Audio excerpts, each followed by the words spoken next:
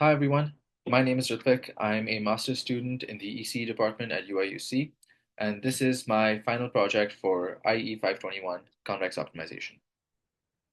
So today I'm going to be talking about this paper from this research group at MIT titled Motion Planning Around Obstacles Using Convex Optimization.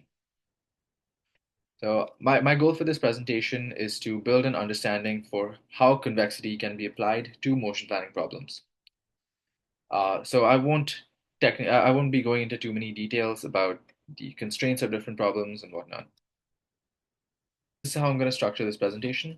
The first two sections are there for some of the background information needed for the rest of this presentation. I will then go into the actual algorithm, and later on I'll compare some of the results in different scenarios. I'll compare these results to these existing solutions I will be talking about first. Lastly, I'll wrap up with some final thoughts about this new algorithm and what I think its impact can be.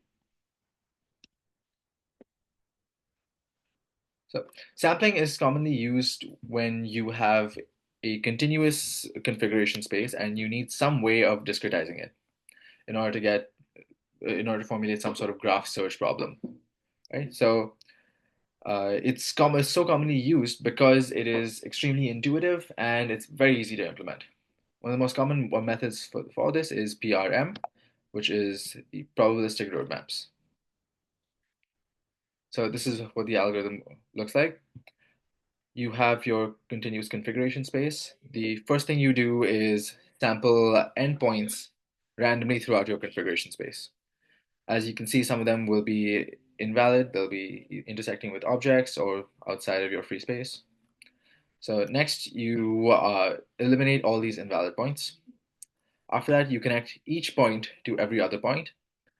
And what you'll see is a lot of these edges end up being invalid because they go through invalid space. So then you eliminate all these invalid edges, connect the rest of your points, and what you're left with is something like this.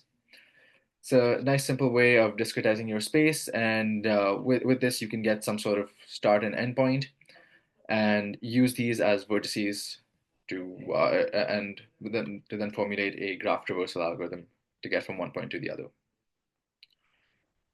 So as you can see, this would be pretty easy to implement, but the problem is it doesn't scale well when you move on to higher dimensions. Now, the mixed integer method is a formulation for trajectory optimization. So let's take a more simple formulation first, where you have the start and end point, and you want to connect them, but you have an obstacle in the middle, you want to go around it. So the most simple way of formulating this problem would be something like this, where you want to minimize this quadratic cost subject to your start and end positions, and this right here is just to ensure that you don't collide with any obstacles. The problem here is that this term is very non-convex, and in practice it leads to a lot of local minima. So an alternate formulation could look like this, where you now replace that bottom constraint with these disjunctive linear constraints. So what these basically say is that, okay, your point has to be either on this side of this wall, this side of this wall, this side of this wall, or this side of this wall. So now this kind of formulation is globally optimum and it works. The problem, however, is that for this kind of mixed integer formulation, sorry, if you had more complicated obstacles or a larger space or larger, more complicated space with more obstacles, then you end up getting way too many of these integer variables. So it is globally optimum, but it doesn't scale very efficiently and leads to very long runtimes.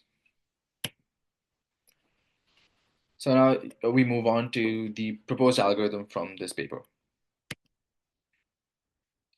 So this algorithm is called Graphs of Convex Sets, GCS. And we'll first start by just looking at a traditional linear problem formulation for graph traversal. for the shortest path planning. So you have the start and target points, a bunch of vertices connected by edges. Here is C. C is just the edge lengths for all these edges, and phi here is either 1 or 0 based on whether or not these edges are in the shortest path or not. So this problem can be formulated like this. You want to minimize this cost constraint. You want to minimize the path length for your shortest path. And your main constraint here is called a flow constraint, which basically says the valid edges going in should be equal to the valid edges going out. That is there just to narrow it down to the vertices that are actually a part of your shortest path. So that's why you see some of these edges are not valid. So again, this kind of formulation is optimal, but it can be made faster. So this is a very general formulation for what this GCS algorithm could look like. So you have instead of vertices, you have these convex sets shown here in blue. And instead of just plain old edge lengths, we have this convex distance function, which basically gets you the continuous distance between continuous variables in these convex sets. So you can apply this kind of becomes a relaxation of your classic linear problem. And so you can see what this formulation would look like now. It looks very similar, except now you have this convex distance function. And instead of choosing from vertices and edges, you are now choosing from points in your convex sets. The rest of it is pretty similar. We see that these kind of convex relaxations are not necessarily very tight, but when we solve these problems like as a mixed integer problem, what we end up with are globally optimized solutions. And these solutions are already much faster than the classic linear problem formulation. So let's jump to an example for how this algorithm works, just to solidify some of that understanding. Yeah, so I'll just show you some of the steps for this method. Now, suppose you have your robot environment has your start and endpoint, and you have these two obstacles here. The very first step would be to discretize your free space into a bunch of different convex sets. That's what this looks like here. These different convex regions are your safe regions. Next, you can build an intersection graph for these different sets, where each set is its own node, and there's an edge connecting them if these two sets are connected at some point. Something like this looks a lot easier to solve, or where you can just apply some sort of graph route or traversing algorithm. Next, you assign a trajectory segment to each of these safe regions. These segments are Bezier curves. We've used Bezier curves here because of their convex hull property, which basically states that Bezier curves are always contained in the convex hull of the points that are formulated. That's a very useful property when you want your curves to be always contained within your safe region. You can then solve your shortest path problem based on whatever constraints you have, and enforce those continuity conditions on these Bezier curves here to form a nice, neat path. So just really quick, I wanted to mention that these shortest path constraints could be distance constraints, time constraints. You could also apply velocity and acceleration constraints if that's what you want. So now we come to my favorite part of this paper, which was the results. Actually applying this GCS algorithm to different scenarios. So the first one I wanted to talk about was a maze. So here we have a fairly large maze, 50 by 50. You have your start and end positions. Something this big would be unsuitable for your standard mixed integer planners, right? Because you have 2,500 cells. Each of them would need their two binary variables. So what you end up having is about 10 to the 7 binary variables, which is impractical. What the GCS algorithm does is apply those convex relaxations to make this algorithm a little more scalable. So to convert this into a form for GCS, what we do is each cell is taken as its own convex set, so its own safe region. So we've decomposed this maze into about 2,500 safe sets, and when we solve that as a linear problem, as a mixed integer problem, we only end up needing about 5,000 binary variables. So this is how they've applied some simple convex relaxations in order to make these standard mixed integer planners more scalable. Another cool example is the robot arm. So over here you have a robot arm with about 7 degrees of freedom. You've got these two bins on either side. You've got some shelves in front of it. And what you want to do is you want to move the arm from one point to another without risking any collisions. So traditionally for this kind of continuous space problem, you would probably use a PRM algorithm. There are even some kind of shortcuts you can apply to this PRM algorithm in order to in order to make it a little more efficient, bring these output solution lengths down a little more as well. But what the authors found is that formulating this as a GCS problem, you're able to get far greater results. So how would you formulate something like this as for GCS? Well, you need your convex regions, right? Now, doing that is a little tricky in this case. What they've done is they've moved this robot arm into a few different seed configurations.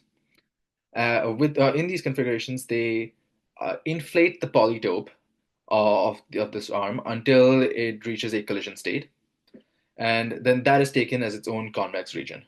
So they do these for a bunch of different seed configurations all over the map, and then you can solve this problem.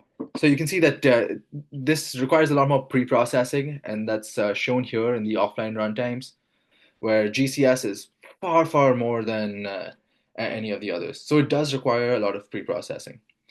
But what you find that afterwards, when you actually solve these path planning problems with GCS, you're able to get significantly shorter trajectory lengths in a significantly shorter amount of time.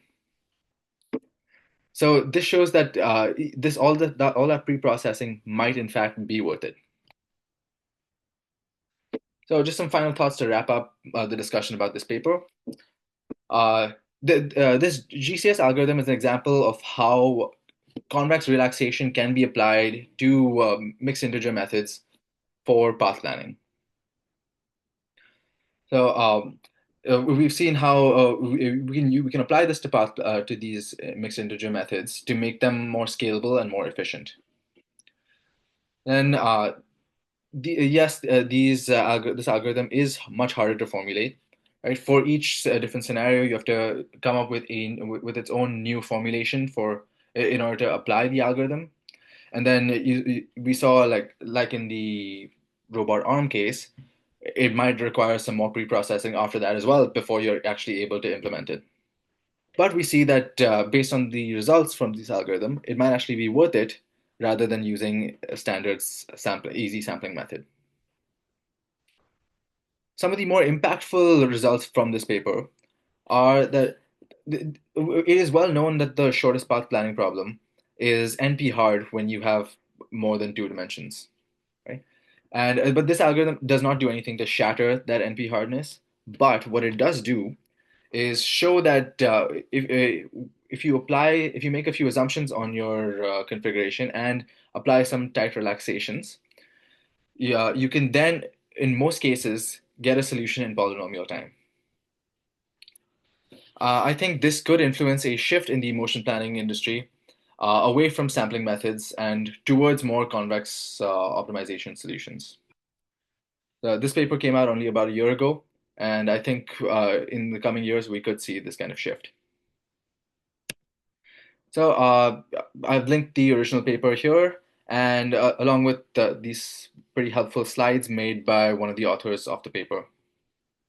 Uh, Thank you so much for your time.